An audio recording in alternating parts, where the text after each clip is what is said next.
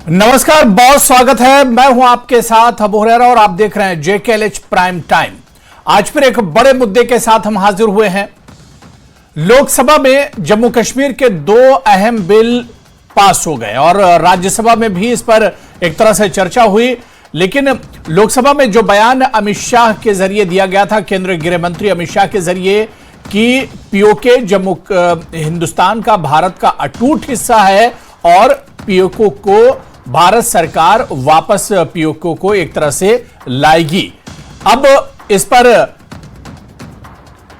कांग्रेस के लोकसभा में लीडर अधीर रंजन ने बयान दिया है कि आखिर सरकार को या बीजेपी को या अमित शाह जी को किसने रोक रखा है।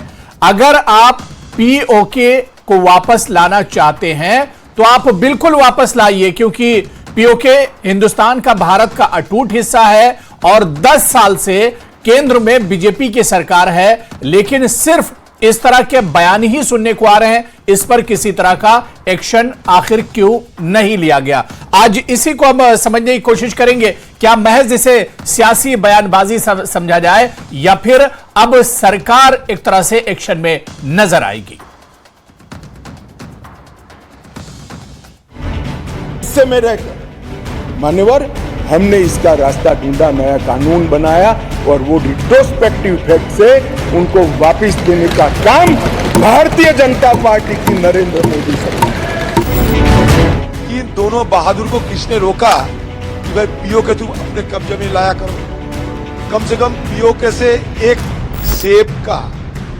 सेब भी तो लाके दिखाओ।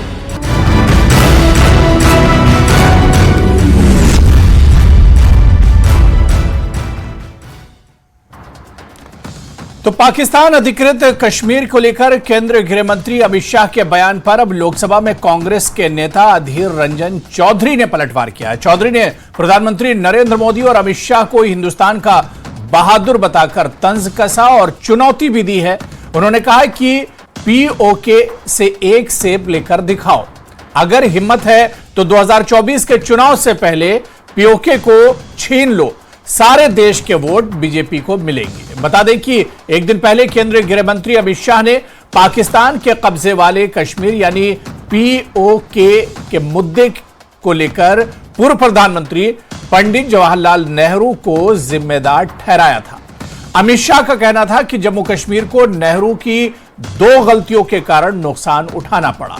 पहला, युद्ध विराम की घोषणा करना और दूसरा, कश्मीर मुद्दे को संयुक्त राष्ट्र में ले जाना। उन्होंने कहा कि अगर 3 दिनों के बाद युद्ध विराम होता तो पीओके आज भारत का हिस्सा होता। हमारे आंतरिक मुद्दे को संयुक्त राष्ट्र में लेकर नहीं जाना चाहिए था। इस देश की इतनी सारी जमीन खोना एक बड़ी भूल थी, एक बड़ी गलती थी। शाह ने यह भी कहा कि पीओके हमारा है। उन्होंने कहा कि वहां हमारी 24 सीटें भी एक तरह से रिजर्व है और इसी को लेकर एक तरह से कांग्रेस लीडर अधीर रंजन चौधरी ने उन्हें घेरा है और कहा है कि आखिर किसने रोका है सरकार को पीओके वापस लाने के लिए। और इसी को समझने की कोशिश करेंगे। बहुत खास मेहमान मेरे साथ जुड़े हुए हैं।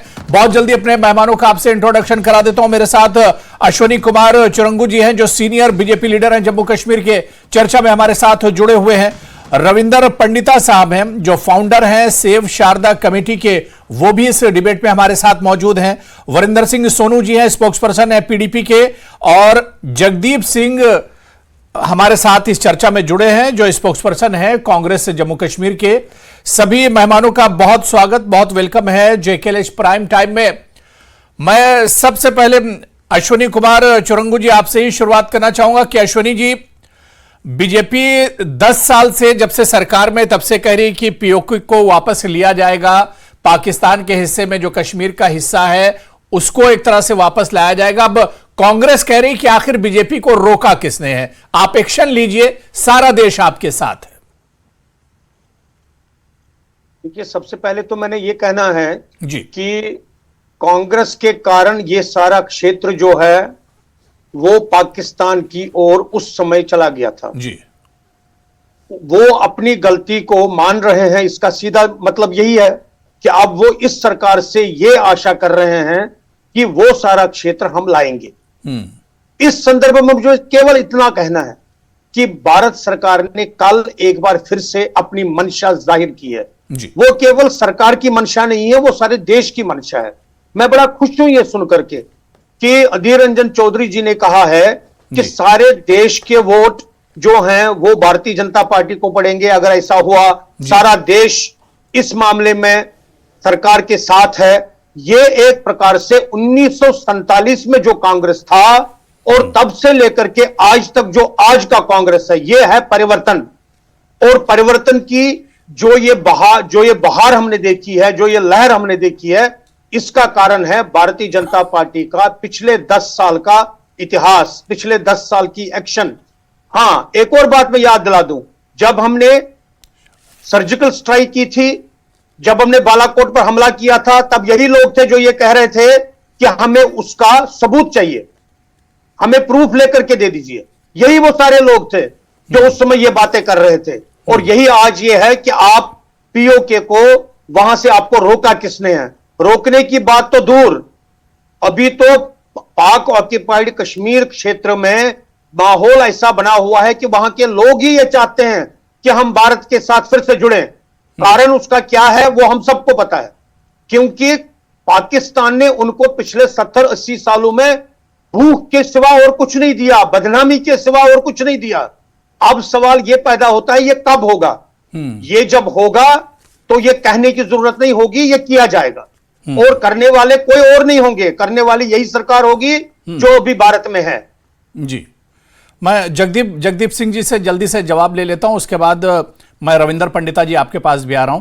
जगदीप जी, जो बात यहां पर अश्विनी कुमार चुरंगू जी ने कही कि गलती तो कांग्रेस की ही दरअसल थी, अगर उस वक्त ये गलती ना हुई होती तो आज ये क्यों भुगतना पड़ता? हमारे ही देश का जो अटूट अंग है आज वो पड़ोसी देश के पास है, गलती तो अपनी ही है।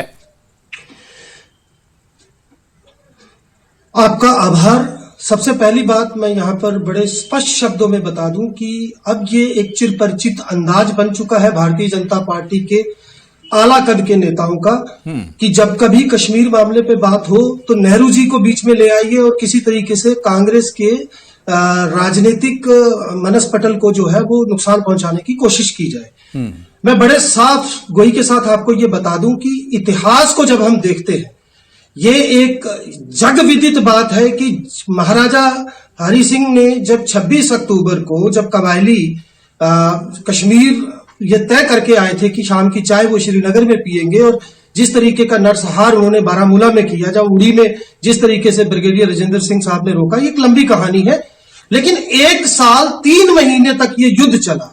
आज ये बात कहते हुए इनको मुझे तो हैरत होती है कि जरा सा भी इतिहास का कोई थोड़ा सा ज्ञान ये रखते ही ये पार्टी कि आखिर क्या क्या रही है, किस बात पे ये आरोपित कर रही है कांग्रेस को।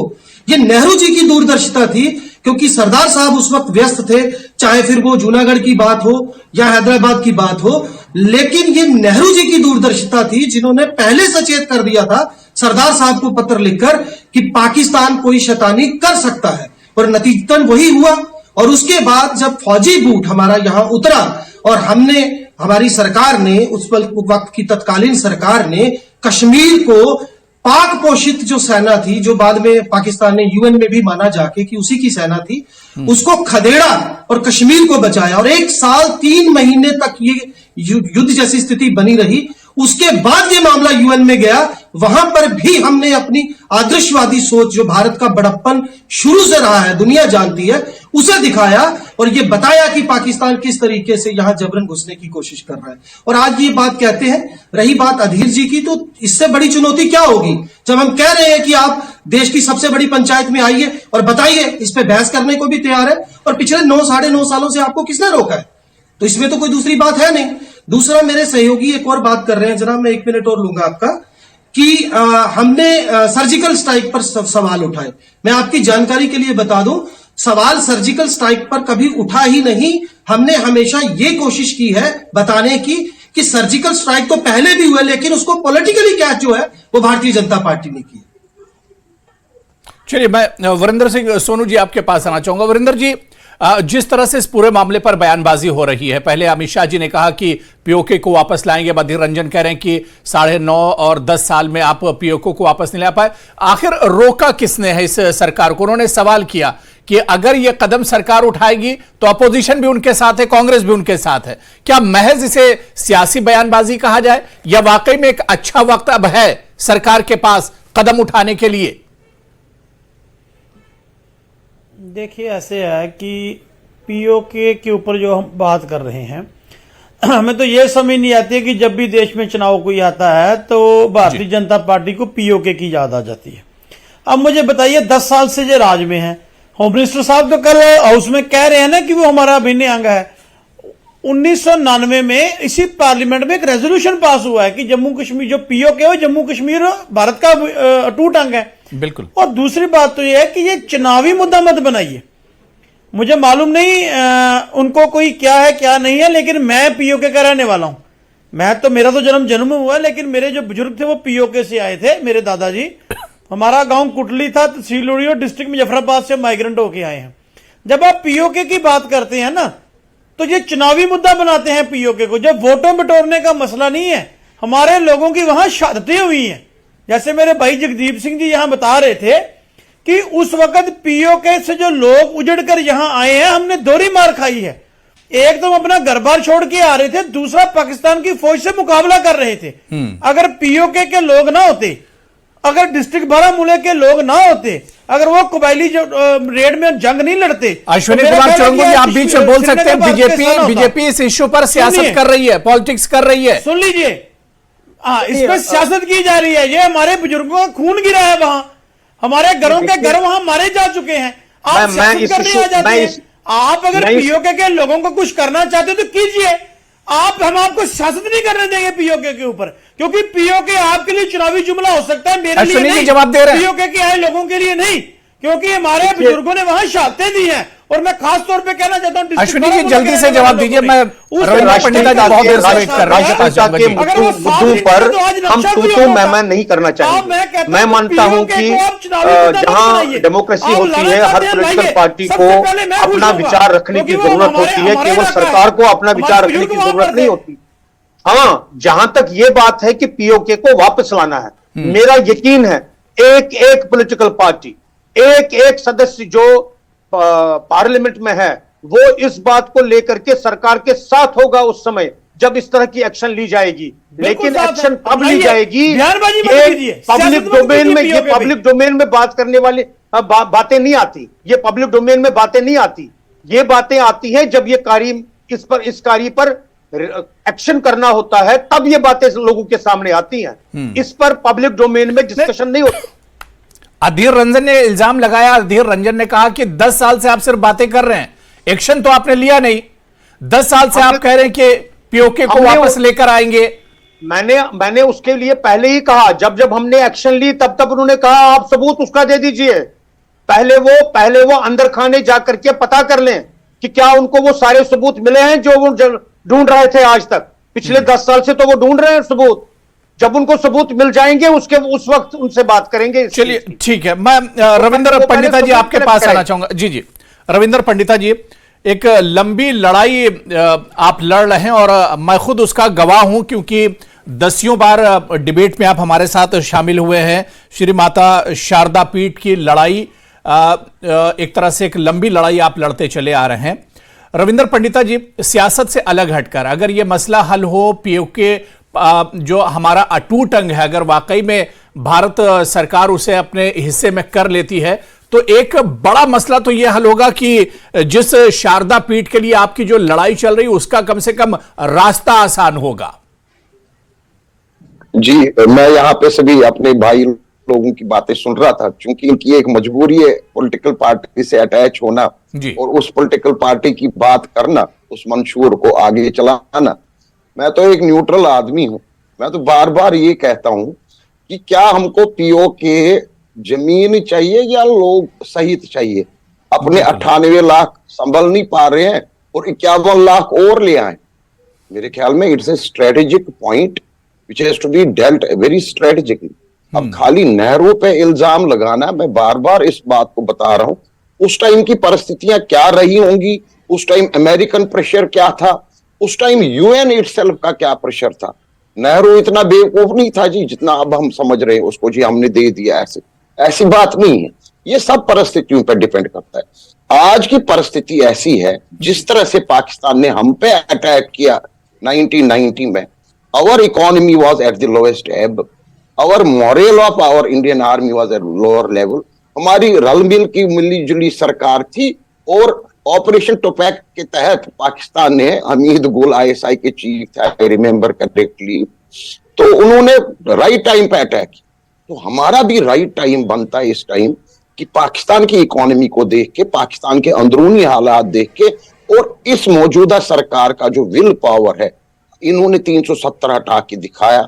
ये नामुमकिन सी बात लग रही थी, उससे तो फिर आसान है कि पीओके को लेना, पर कैसे ले ले? क्या आप समझते हैं कि वहां पे जो जल से जुलूस हो रहे हैं वो 10 जिले हैं पीओके के, शायद यहां किसी को नहीं मालूम होगा इतनी, तो जो 10 जिले वहां पे हैं उसमें से 3 एक जिले में जी जो है अफरा तफरी चल रही है, लोग प्रोटेस्ट कर रहे हैं। वो किस पे कर रहे हैं? वो प्रोटेस्ट कर रहे हैं जो उनके वसाइल लिए गए, जो उनका पानी बिजली की प्रॉब्लम्स, वो ये नहीं कह रहे हैं कि हम इंडिया के साथ विलय करेंगे। ऐसा एक भी प्रोटेस्ट में मुझे दिखाएगा। वो कुछ यूट्यूबर्स बैठे हैं जी इंग्लैंड में, मिर्जा साहब की तरह या कहीं से, उन्होंने कहा था अक्टूबर में पीओके भारत से मिल गया हो।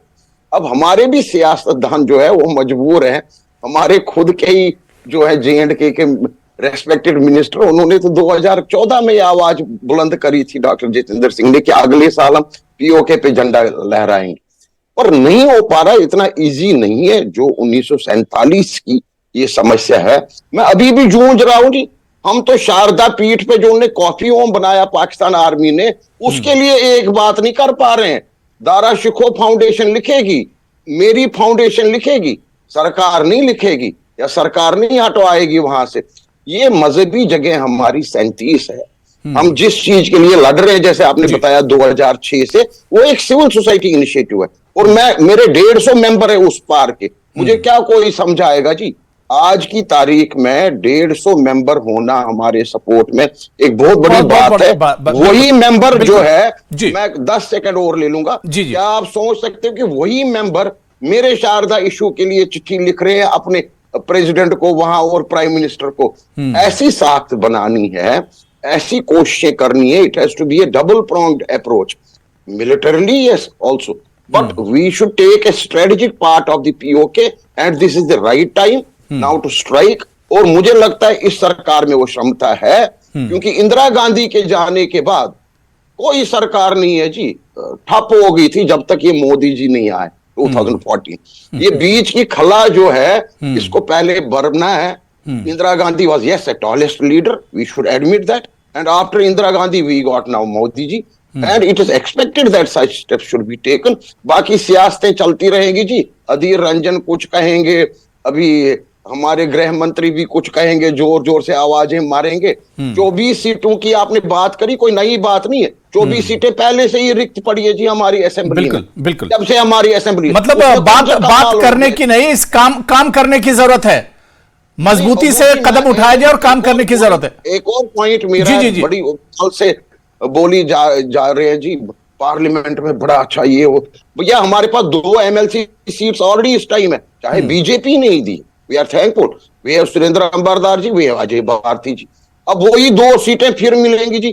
क्या वो कोई MP बनाने की कोशिश कर रहे हैं कि कश्मीरी पंडित की रिप्रेजेंटेशन? ये भी शिकायत है जी, बिल्कुल। पार्लियामेंट में आना चाहिए। We should raise our voice in parliament, not in assembly. हमारे 2 MLC हैं। नहीं, अश्विनी कुमार चिरंगू जी से मैं ये जवाब ले लेता हूं। बड़ा अच्छा इशू आपने उठाया यहाँ पर, रविंद्र पंडिता जी। अश्विनी चिरंगू जी, आप रविंद्र पंडिता जी को सुन रहे थे। देखिए, उनकी शिकायत ये तो है कि सिर्फ बयानबाजी ना हो, काम भी होना चाहिए। 10 साल में आपने क्या काम किया? लेकिन कश्मीरी पंडित यहां पर नाराज हैं। वो कह रहे हैं कि सिर्फ असेंबली में नहीं, पार्लियामेंट में भी हमें रिजर्वेशन मिलना चाहिए, हमारी सीट होनी चाहिए। देखिए, ये जो कह रहे हैं, मैं उनकी इस बात से सहमत हूं कि कश्मीरी पंडितों के लिए, मैं स्वयं कश्मीरी पंडित हूं, कश्मीरी पंडितों का काज मैंने पिछले 50 साल से आगे लाया है, और उसी के बदौलत ये जो अभी 2 सीट्स मिली हैं, हमारे संघर्ष के कारण ये मिली हैं। पिछले 5 साल में मैं इस संघर्ष के साथ जुड़ा हूं कि ये जो है असेंबली में कश्मीरी पंडितों की रिप्रेजेंटेशन हो, या तो फ्लोटिंग कॉन्स्टिट्यूएंसी हो, नहीं तो नॉमिनेशन हो। अब डिलिमिटेशन कमीशन ने जिस प्रकार से ये किया हुआ है, उसी काम को आगे बढ़ाते हुए मैंने ये भी कहा है, और ये अभी भी मेरी डिमांड है पार्टी के लिए भी और सरकार के लिए भी, कि कश्मीरी पंडितों के लिए पार्लियामेंट में एक सीट हो।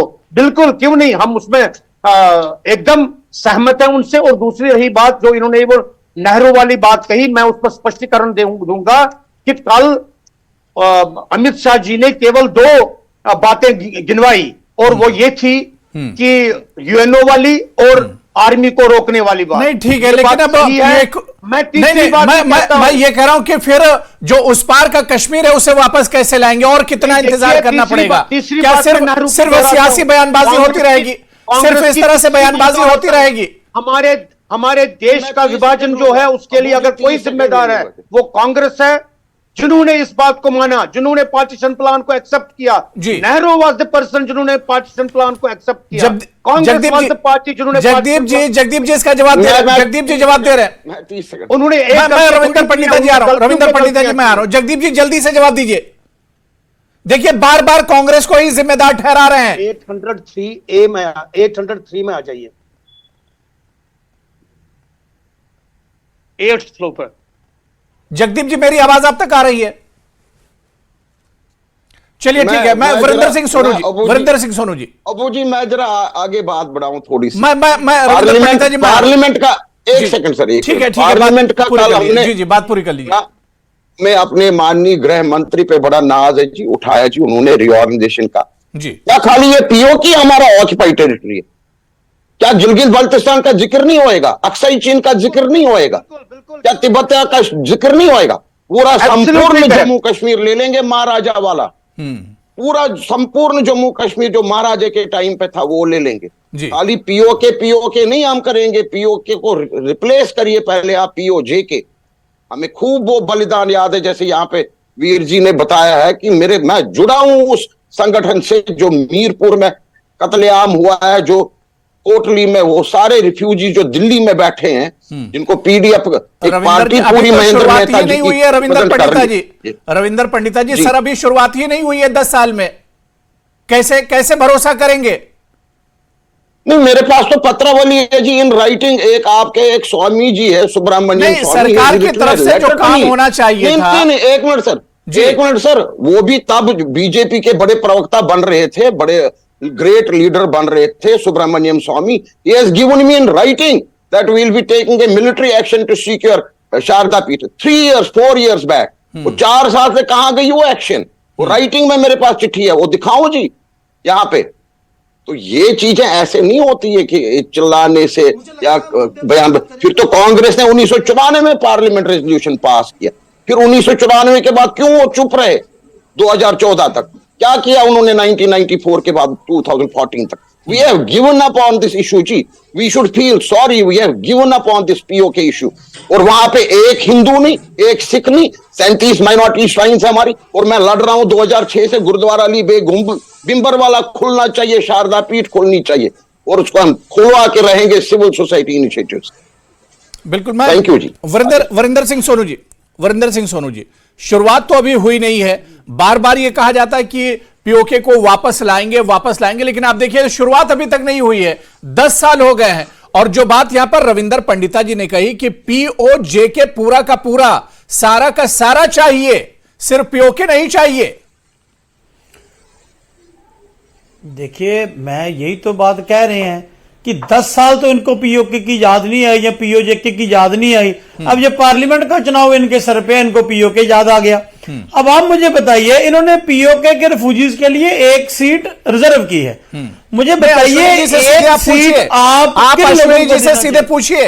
नहीं सरकार ने रिजर्व नहीं किया। ये मेरी तरह ये पार्टी के स्पोक्समैन है, ये सवाल सरकार से है। हम ये कहना चाहते हैं डिलिमिटेशन कमीशन वो तो डिस्क्रिमिनेशन कमीशन है, उसको कौन डिलिमिटेशन कमीशन कहता है? वो तो जम्मू कश्मीर के लोगों के साथ डिस्क्रिमिनेशन है। आप मुझे बताइए कि इतनी बड़ी वो भी आपने भेजा था, सरकार ने केवल डिलिमिटेशन कमीशन के रिकमेंडेशन को इंप्लीमेंट किया है। मैं ये पूछना चाहता हूं कि आप 1 सीट दे करके वो भी नॉमिनेशन, और नॉमिनेशन कौन करेंगे? एलजी साहब जो खुद नॉमिनेटेड है।